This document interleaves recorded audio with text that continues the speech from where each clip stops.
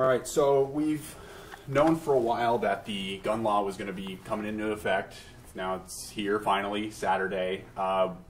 We've heard your thoughts before, but kind of how do you still feel about it being put into place now that it's here? Well, I think the bottom line is, if you look at the handguns that I personally have, not to wear on duty, but for personal protection, almost all of them are more than 10-round magazines. Not because I think I need more than 10 rounds, it's just the way that the gun is designed. And the magic number, if you're home in the middle of the night and somebody kicks your front door in, somebody kicks your back door in, how many rounds you're going to need. Is it 3, 4, 9? We don't know. And so I think it number one, limits the public and their ability to defend themselves. It might limit their ability. But secondly, and probably equally as important, we're criminalizing good, honest citizens. And the bad guys aren't going to follow these rules. So what have we really accomplished? And as we were talking about as a station, people find ways around these things. Obviously, we saw a video of a different way to load the gun so that you keep the magazine in there, but you can... Well, just take the handgun that I carry on duty is a 15-round magazine, and I carry 2 more 15-round magazines, and you can change them in a second, and you're good to go. So if you have 3 of those and they're 10-round magazines, you still have 30 rounds. It's just one of the laws that I think the Democrats in Sacramento are gun grabbers, and this just doesn't make any sense to me, or to a lot of people, quite frankly. And yeah, obviously one of the things that they mentioned is people can bring in their old magazines, trade them in, or give them to law enforcement. Yeah, have you been seeing that as something? No, we don't have a line. We have not had anyone that I'm aware of turn their magazines in. I don't suspect that we're going to. We're not going to go out looking for people with 15-round magazines or anything like that. Of course, if somebody does something stupid and they happen to be in possession of one of those, we're going to follow the law. Yeah, that was one of the things for criminals. Obviously, this becomes another charge that they could face if they're holding because in a perfect world we think, okay, even the criminals are going to be subject to this 10-round thing, but obviously not. And just to show you where this is really all going, there's legislation that we saw today that's coming forward that takes away the extra penalty if you commit a felony armed with a handgun. So there would no longer be an enhancement. That doesn't make any sense whatsoever when you put these two together, what they're trying to accomplish.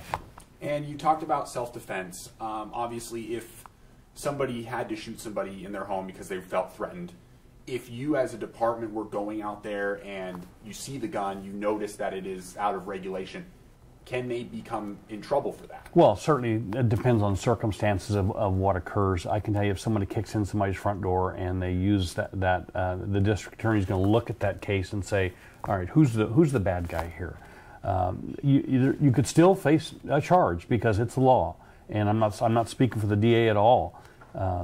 It's just if you have those, I would suggest you send them out of state and sell them to a gun shop out of state and buy 3 10-round magazines. You could accomplish the same thing without putting yourself in jeopardy. But is there a worry that people are going to take this into their own hands and start making contraptions that can give them the freedom that they're about to I am not concerned at all if that might occur. What I believe is going to happen is they're going to trade in or sell their 15-round magazines and buy more 10-round magazines so that they meet the law. And if the magazines are where the handgun is, you have just as many rounds as you had before, and you're legal.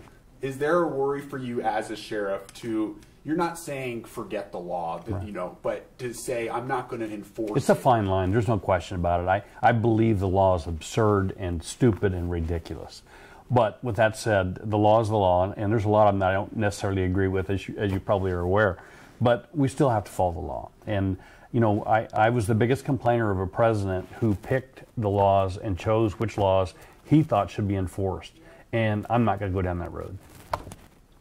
Have you had people maybe reach out to you concerned, obviously not giving up what they have, but just concerned that maybe they're being searched or something like that, and their gun will get them in trouble? Because obviously up to a year in jail is something they could face. I have not had one person ask about this other than other sheriffs. We've had that conversation.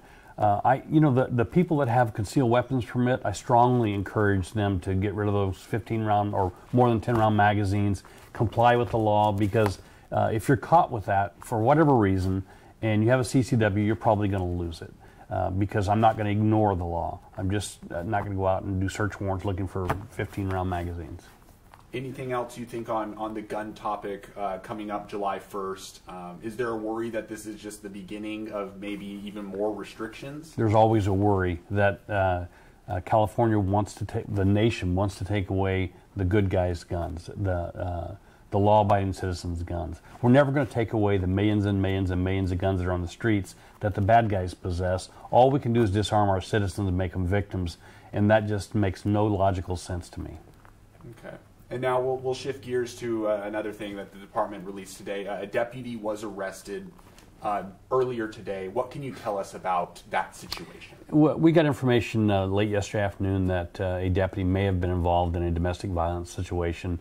We immediately started an investigation, put detectives on the case. They went out yesterday afternoon, last night, all night, early this morning, working this case because this is a serious allegation, and ultimately formed probable cause that the deputy should be arrested for domestic violence and false imprisonment. And he was arrested and booked into the county jail just like anybody else. And so what is the procedure for when a deputy might be involved in something like this? They're immediately, when they're arrested, they're taken and placed on administrative leave. Contrary to what the public believes, a sheriff can't fire somebody, no matter what they do, on the spur of the moment. It doesn't work that way. There's a process that has to be done. There will now be an administrative investigation to find out whether this deputy violated the policies of this department, and there was a criminal investigation that will be submitted to the DA for a criminal prosecution. And those are separate, and one is criminal, one you can go to jail for, the other you can get fired for. And as this deputy, anything you can tell us about him, his work on the force, parts of the department he has been on, any of that nature? No, I can tell you that he was assigned to the Ridgecrest substation, and we'll let this play out the way it does. We should be held to a higher standard than the public, and unfortunately we hire from the human race, and when you do that, you hire human beings, and sometimes we do stupid things, and the consequences can be very high. And possibly a worry for the community is your own department conducting this investigation into one of your own deputies. Could you speak to that? I don't think any other agency could have arrested this deputy any quicker than we did. We don't hide things. We want to be transparent. We probably could have not even talked about this case because I don't know if it'll be filed by the DA or not. That's her job. But that's not the way we operate. As soon as the arrest was made, staff sat down, wrote a news release, and sent it to every news media that's on our list, so that you guys are aware of what's transpiring. Is it worrisome? Obviously, it is whenever a deputy is arrested. But I mean, we've talked about the cuts that this department already is seeing. So few people as it is, people retiring, whatever it may be, the turnover. Is that a worry as something like this happens? It certainly sounds selfish from my part to say yes, but of course it does, because this is someone out of the Ridgecrest substation, and I don't have anybody to backfill that position. It wouldn't matter if it was Fraser Park or Delano. I don't have the deputies. I have deputies in an academy, and we're trying to start another academy, but they're not ready to go to work and won't be for several months. So yeah, that causes us to have to work overtime to fill voids, costs more money. It is troubling, but I think we're on the path to recovery. It's just going to take some time. Anything else while we have you? Any other things you think the public should know?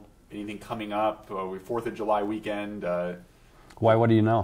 I don't know anything. Kidding. But I mean, we've talked about just going off topic now. The river safety. Your search and rescue team has been. This is those are all volunteers, and it's incredible what they do.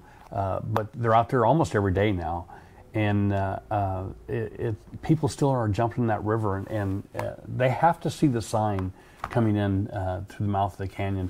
I've read our articles in the Los Angeles Times more than one time about staying out of the Kern River. There are some people that are going to defy whatever we say and whatever we think, and they're going to jump in that river, and then we're going to go out and we're going to get their body and drag it out, and it's sad, but that's the truth. And I think we're looking for 2 or 3 right now. Yesterday there was a rescue of 3 or 4. The river is just not safe right now. There's a lot of things you can do at the river without getting in it. You can fish, you can picnic, you can camp, you can do all those things without trying to swim, and it's going to end badly if you jump in that river. Anything else you think is important for people to know? I think that's it. All right, yeah. Thanks. All right.